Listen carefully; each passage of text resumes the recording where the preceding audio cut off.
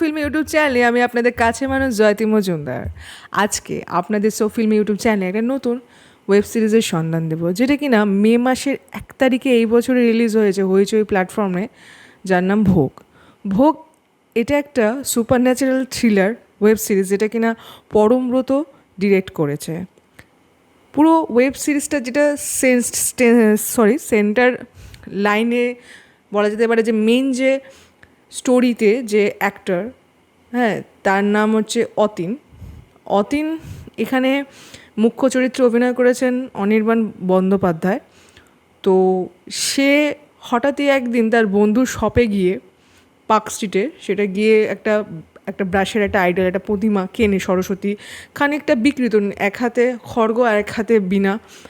তো তার ওই অদ্ভুত একটু আলাদাই একটা ইউনিক কনসেপ্ট ছিল, দেখে তার পছন্দ হয়, সে আইডলটা বাড়িতে নিয়ে আসে এবং যথারীতি সে ধীরে ধীরে পুজো করতে শুরু করে। তার বাড়িতে তার মা বাবা বলতে কেউই ছিল না, একজন মাসি ছিলেন যিনি কাজের সূত্রে থাকতেন এবং একটা সময় পর পরিবারের একটা অংশ হয়ে যায়, 15 বছর ধরে ওখানে রয়েছে।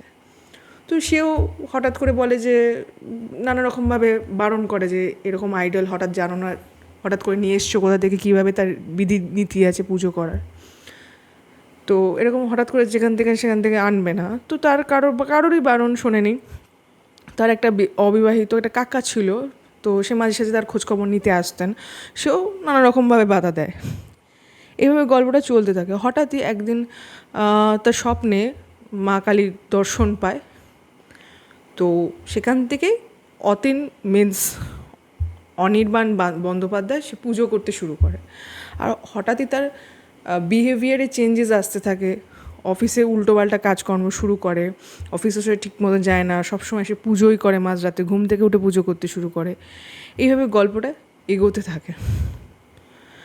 আর বেশি কিছু স্পয়েল করবো না, কারণ সব বলে দিলে আপনাদের দেখার মজাটা নষ্ট হয়ে যাবে। আপনারা যে কোনো টরেন্ট বা যে কোনো সাইট থেকে আপনারা এই ভোগ ওয়েব সিরিজটা আরামসে এনজয় করতে পারেন।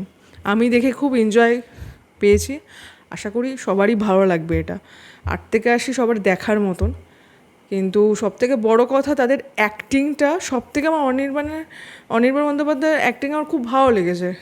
আর বেসিক্যালি এখানে আরও অ্যাক্ট্রেসের মধ্যে যিনি রয়েছে, তার অ্যাক্টিংও আমার খুব ভালো লেগেছে।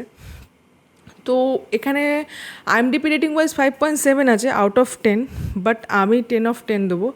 আমার এতটাই ভালো লেগেছে। সত্যি কথা বলতে পর্ণমিত্র রয়েছে অ্যাক্ট্রেসের মধ্যে। তো এইভাবে গল্পটা খুবই ভালো লেগেছে। আপনারা দেখুন, এনজয় করুন। দেখা হবে আপনাদের সাথে নেক্সট ভিডিওতে। ততক্ষণ আপনারা ভালো থাকবেন, সুস্থ থাকবেন। ধন্যবাদ।